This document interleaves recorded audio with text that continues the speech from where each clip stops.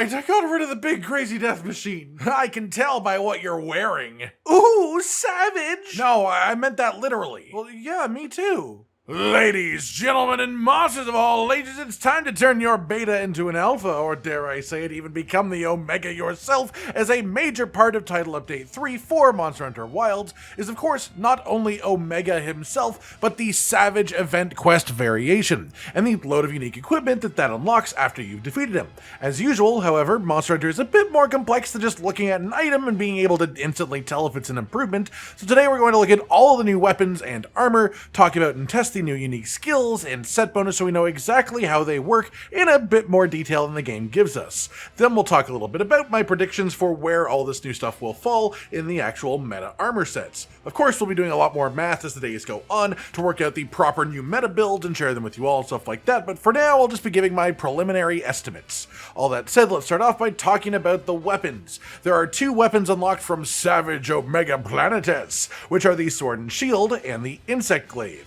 Both of these have their own unique weapon skill that have somewhat similar functions, but in a different way.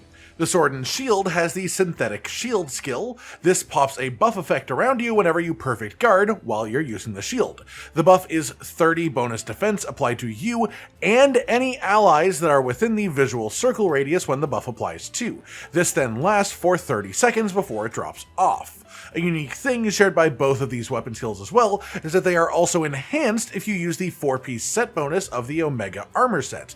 This one specifically in that situation is boosted to being a 45 defense bonus buff that lasts for 45 seconds instead of 30 seconds, so it's just 50% better on both the actual number and on the duration timer too. Then for the Insect Glaive's weapon skill, this is called Synergy. This activates a buff aura when you do Rising Spiral Slash. That is the big mega strong attack that you want to do as frequently as possible with the weapon anyways, and this one applies an affinity buff to both yourself and any allies that are within the visual circle radius too, with the amount it gives being 15% at base, lasting for 45 seconds, and if you also have the 4-set armor bonus, then it gets improved to being 25% bonus affinity, lasting for up to 60 seconds. If you are doing a good gameplay loop without getting hit by the monster, you can keep this up pretty much permanently through the quest, so it's a very solid buff and a very solid skill, especially considering that it can affect allies, not even just yourself. It's almost like a mini hunting horn melody on this one specific Insect Glaive. With that covered, let's now talk about the armor set, and the main thing that makes it unique is the brand spanking new set bonus, which is called Omega Resonance. As usual, when a new complex skill is added, the text description in-game is far from enough to explain it properly. When the quest starts, local and remote resonance alternate, increasing attack or affinity when conditions are met. The 4-set bonus increases the effects of resonance, as well as the increased effects for the weapon skills that we already talked about before. You do get a bit more information the first time that you put on 2 pieces of the armor to activate the bonus. It will give you a brief explanation, but today we're here to explain it in as much detail as we can.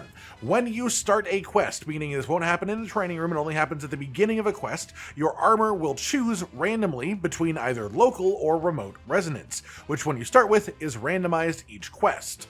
Local resonance pulses a blue circle around you to let you know it is active and to show you the radius of the buff. If another player or a support hunter is inside of this circular radius, you will benefit from the buff. The buff doesn't apply to anyone else, it doesn't apply to other hunters or anything like that, only the person wearing the armor benefits from the set bonus effect. This works with both players and also with support hunters, but does not apply to things like your Palico, so this set bonus only works in multiplayer, or in pseudo-multiplayer if you hunt with like purely support hunters as well. Local Resonance, then, is an affinity buff when it is active. It is 20% bonus affinity for the 2-set bonus version, up to 40% bonus affinity from the 4-piece version of the set bonus, which is a pretty meaty amount of affinity from one place. Local Resonance is the blue buff, and this one is relatively easy to keep active, as generally speaking, multiple players will always be wanting to hit high hit zone areas. This means they will be easy to stand on top of and get this bonus pretty much guaranteed while it is active. So 90 seconds after the quest starts, and then every 90 seconds after, your resonance mode will swap to the one that you didn't have before. The red circle visual represents remote resonance. This is essentially the opposite of local resonance. For remote resonance to be activated, you must have no other player or support hunter within your circle radius, and to reiterate, this does not work in solo hunts. You need to have other hunters existing. It technically does not activate unless another player is on the hunt to actually count as being the outside of the circle to begin with. When this buff is active then, you gain 10 raw attack if you only have the 2-piece set bonus, but with the 4-piece set bonus, it is a whopping 30 bonus raw attack, which is an incredible amount. A couple of more conditions for this as well. There is a slight grace period, meaning that local resonance will stay active for around 3 seconds, even if you do walk out of range of your friends, and remote resonance will stay active for about 3 seconds, even if you walk in range of your friends, but then the buff will drop off, and then you will have to reactivate it again by getting to the correct areas. As well, I should mention when playing with support hunters, the remote resonance does seem to be a little bit funky in a way that benefits the players. Like, it was staying active even when I was right on top of the support hunters for like 10 seconds straight, so it's possible there's something odd going on here that makes this super strong when playing with support hunters in a way that was maybe unintended when they created the skill to begin with. That said, overall, to round that up, start of quest you get given either a blue or red circle. After 90 seconds, it alternates to the other color. Blue circle is local resonance. You want to stand on top of an ally so you can gain an affinity buff while you're there. Red circle is called remote resonance. Stand away from your allies to gain an attack buff while you are doing so. The affinity buff version is super easy to keep active. It's not hard to stand on top of other players, as usually you all will be wanting to hit the same weak body part anyways, but remote resonance is definitely harder. The circle is a pretty wide radius, so you at minimum will have to be attacking a different body part from other players if you want to have it active, so I would say local resonance is very, very high uptime potential, but remote resonance is much lower uptime potential unless you purposefully play around it, which would be best done with something like a bowgun, for example. The actual buff effects on both of these are quite staggeringly strong though, like both the 2-set and 4-set bonus versions are really solid effects, and it creates this really weird spot when it comes to giving my thoughts and expectations for where this equipment will land as far as the meta is concerned. Generally speaking, if you are only going to do solo hunts and you're never going to use support hunters, the armor is not relevant to you and the weapons aren't really either. The armor has decent skills and decoration space, but the set bonus is the big thing here, and it only works if other players or support hunters are going to be in the quest with you.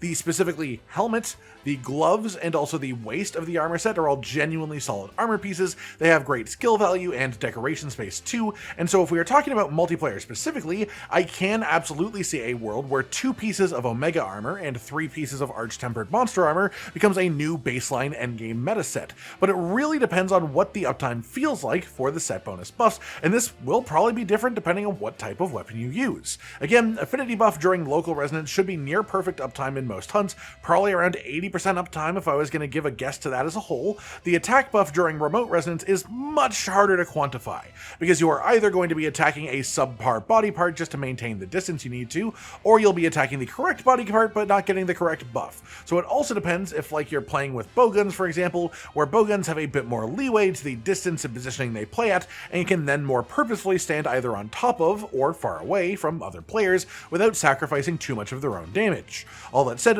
4-set Omega armor is probably going too far for pretty much anyone. Too many eggs in one basket, stuff like that, but 2-set Omega armor is not unreasonable at all to mix with 3 pieces of Arch-Tempered Monster armor for the Lord Soul bonus, and depending on how the uptime shakes out, that type of set should either be just a little bit below the current meta or a bit above it, but again, this only applies to multiplayer hunts as well.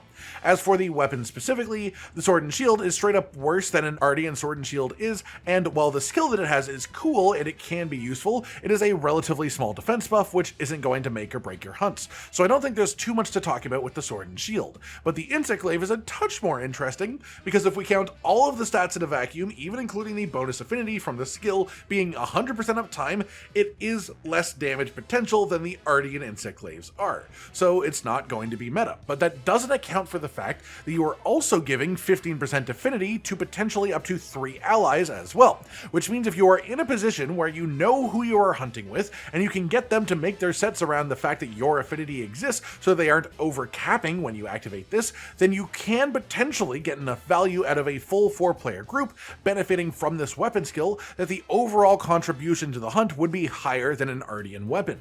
But that is a very niche scenario, it is very specific, so I'll just say 9 times out of 10 for the vast majority of players, it is just worse to use this than an Artian insect glaive. Use it if you think it's cool, for sure, use it if you want to buff your friends, but for pure personal damage numbers, it is just worse than Artian, simple as that.